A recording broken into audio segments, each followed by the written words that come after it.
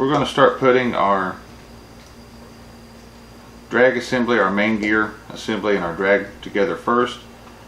Now, you can assemble this with or without grease on the drag washers. I like to put a little bit. I think it smooths them out some, but you can easily put too much. Just barely a pinprick of grease is usually enough to do that. And just wipe that around with your fingers. Basically, if you can see grease, you have too much. You just want to be able to, if you touch the drag washer, just have it where you can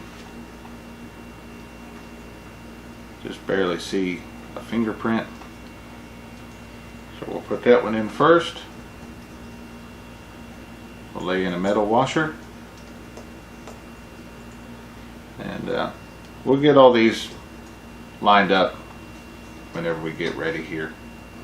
I'll put a little bit more grease there on the front, the back. Wipe that around with our fingers.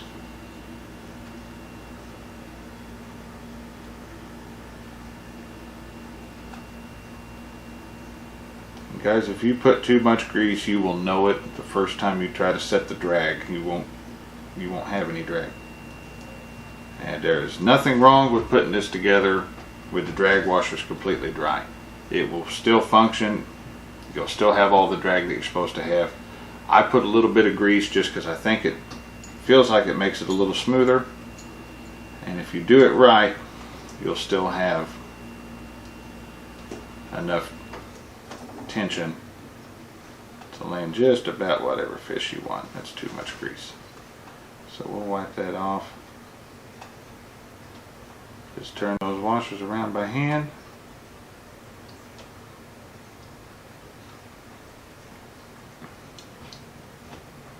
And got that, just a little bit there. And there's the top of our sandwich. So, next step, we're going to take this. While we've got access to the lower part of that reel, we're going to throw us a little bit of grease on our moving parts here.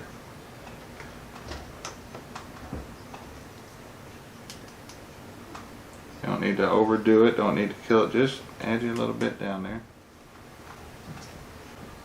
We'll take and see one spot that didn't quite get as clean as I would have liked it, so we're gonna, and this part of doing this, you'll find an area that didn't quite get as clean as you're assembling this thing. And if you find that, go ahead and clean it as you go. So we'll pull that up a bit. Alright guys, now that that part's been lubricated there, our next step is to put this ratchet on. And that it is keyed. It's got two flat sides. That matches up on the two flat sides on the shaft here. That'll drop down, drop right onto there. And what that does, let's see if I can show you guys, that ratchet grabs that little arm right there and re-engages the reel when you turn the handle. So not much to that one. On top of the ratchet goes this black washer. And now we're going to take our main gear and drag assembly. Eventually you'll reach a point where it will drop down. And now's a good time to go ahead and put the yoke in and the pinion gear. So we'll take us a toothpick here, and we're just going to add us a little bit of grease to the gear part of the pinion gear. I don't like to put any inside the hole there where the spool shaft goes. So we'll put some of that there. We'll put that in the yoke with the cut section facing down. Get that worked in. You can see that it fell into place. It's turning like it should. Now, if you remember, I talked about the two little springs that like to fly off. We're to the point now that those need to come back on. There's one and two. Alright guys, after we've got our pinion gear and our springs on, the next step is to go ahead and put this sleeve for the instant anti-reverse onto the shaft. Drop that down. And we'll be putting our instant anti-reverse one-way clutch. Now I do like to add just a tiny bit of oil to these inside there. You can kind of see them as some little rollers. Just kind of give those a light drop of oil.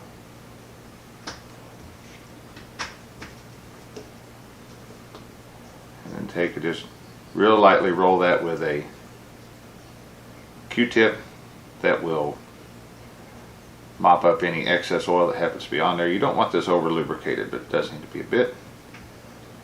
Remember before, there's a nylon side, metal side. Metal side goes up. And you see, you can turn the shaft one way, but it locks if you try to turn it backwards. At this point, we're ready to put the cover plate on the reel.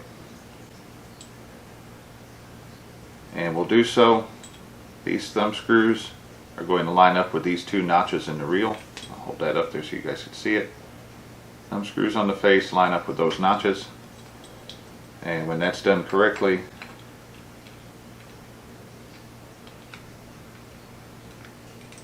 everything will fall into place. There we go. And you can see our two screws are, or our two screw holes are ready to go. So we'll take these two machine screws, a screwdriver, and we're just going to snug them down. Those are ready. Next step is to put our bearing in place. Before we do that, we're going to add just one drop of oil to each side.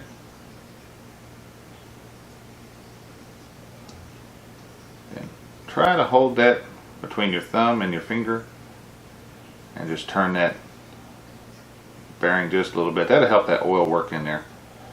This doesn't matter which way's up, either way. Get that dropped into place.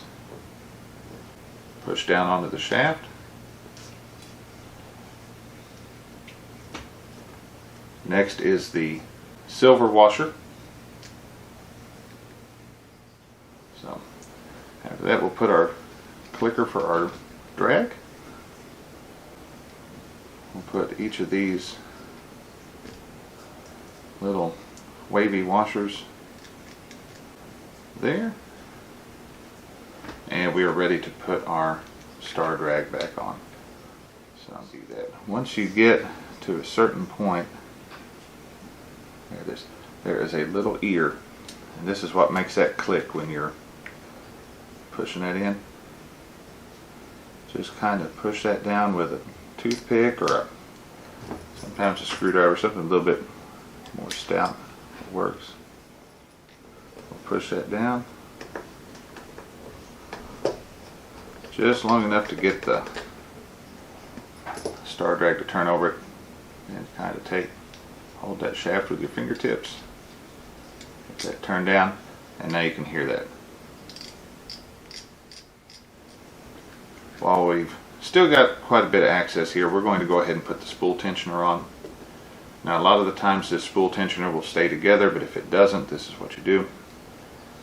In the back of that spool tensioner is a little copper looking washer, or copper looking plate, a rubber plate. Rubber plate goes towards the inside. Drop that down.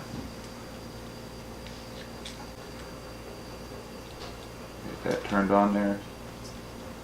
And you don't have to turn that down all the way right now. Just get that started. All that's left, put the wavy washer with the center facing up onto the handle shaft. Drop the handle into place, and then your handle nut.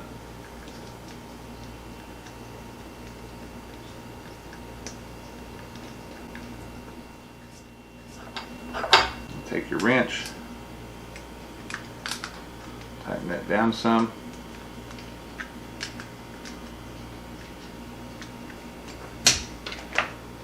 And then your retainer here, drop that into place. See, we've actually gone a little bit too far. We can back off some.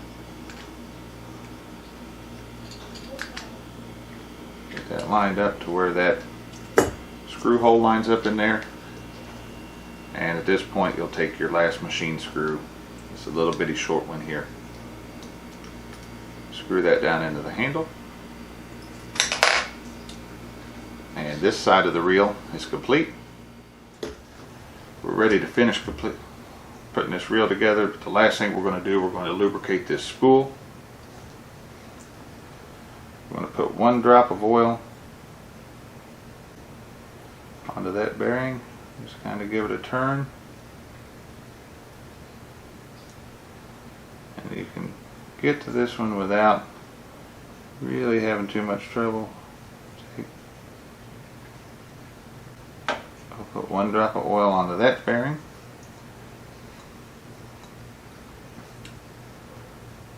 Put your drop of oil on the end of the reel.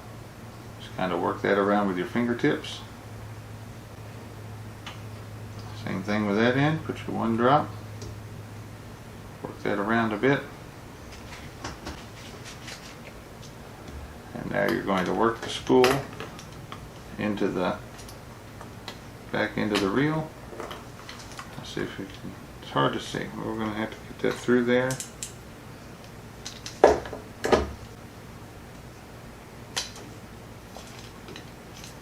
Turn the clicker off, makes it easy. You can turn the clicker on. Make sure the clicker is going to function.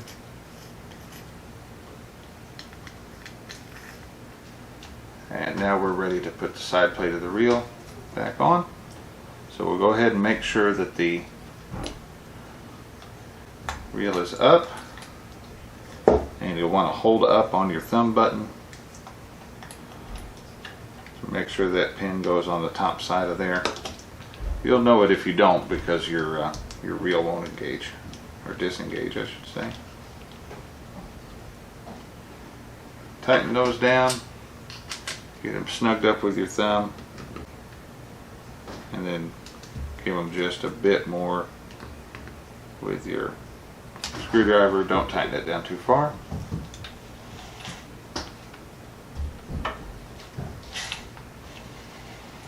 Everything's nice and smooth. Alright guys, now we have a completely cleaned reel. It's been serviced, ready to go back into action. And one of the most important things to do when you are done, or at least when you think you're done, is to check your work area for extra parts. Most of the reels, you can find the schematic of them online. And I own a lot of these Catmaxx reels. I've done a lot of them, and I always end up going back to the schematic every time I clean one. But I've looked around, lift my work area up, check the ultrasonic cleaner. We have no extra parts anywhere, which is good. That's what you want. You don't want any extra parts. So the next step is going to be getting line put on this reel. I'll show you guys how to do that in another video. Most of you know how to put line on a reel. If you don't, I'll put a link to that video in this one. But guys, as always, thank you for watching my videos. I hope this one's helped you out a lot. This has been one that I've been wanting to put together for a while, and I've actually shot it a couple times and it hasn't quite turned out right. So guys, I hope this video has helped you out. If it has, leave me a comment down below in the comments section. If you have any question about these reels, I'll do my best to answer those in the comments section as well. And guys, as always, appreciate you watching my videos, and until next time, We'll catch you out on the water. Thanks for watching Weekend Angling.